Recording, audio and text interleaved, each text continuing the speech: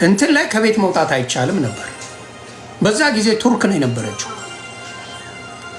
እቀመቅም ነበር፣ ይቀመቅማሉ። ማንም ከቤት አይወጣም ነበር። በቃ ቤት ነው የተዘፈጸ። እኔ ራሱ አብጬ ኤነትሬ ነበር ማክለው። ቤት ነው የምትቀመጠው።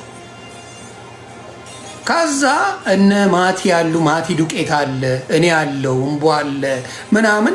እዛ ላይ ሊያ ያልሆነ ነገር የማይረባ ነገር አደረገች። ውጪ ብዬ በውስጥ ጽፌ አስወጣኋት። ውጪ ከዚህ ዱቄታ ምን እያረግሽ ነው ምናምን ብያ ደንግጣ ኮሜንቴን አይታው በውስጥ ወጣች። ሊያ አላወቀችም ነበር፣ ሰክራ ነበር። ውጪ ከዚህ ብዬ አስወጣኋት። ይሄ ነገር ይመጣል ብዬ አላስብም። ይሄን ነገር ግን ያስፖሰተችው ማናት? በሌላ አካውንት ፈጣሪ ምስክሬ ማናት ያስፖሰተችው? ሰበናት። ሴቶቹ እንዴት አረመኔ እንደሆኑ እርስ በራስ ይሁ እንዴት አረመኔ እንደሆኑ።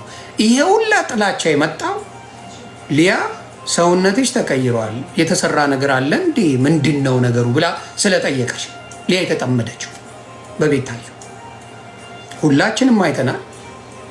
በአንድ ወር ጠፍታ መጣ፣ ጭው ብላ መጣች። ቤታዩ ስትመጣ ምን ተደረገ? ሰው ጠየቀ።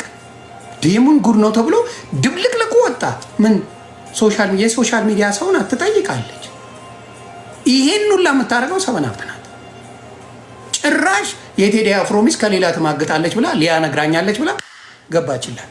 አያችሁ ምን ያህል ሰይጣኖች እንደሆኑ አንዳንዶቹ። የበታችነት ስሜት ስትሰማቸው የሚያደርጉትን ነገር አያችሁ። ጥንቃቄ አድርጉ።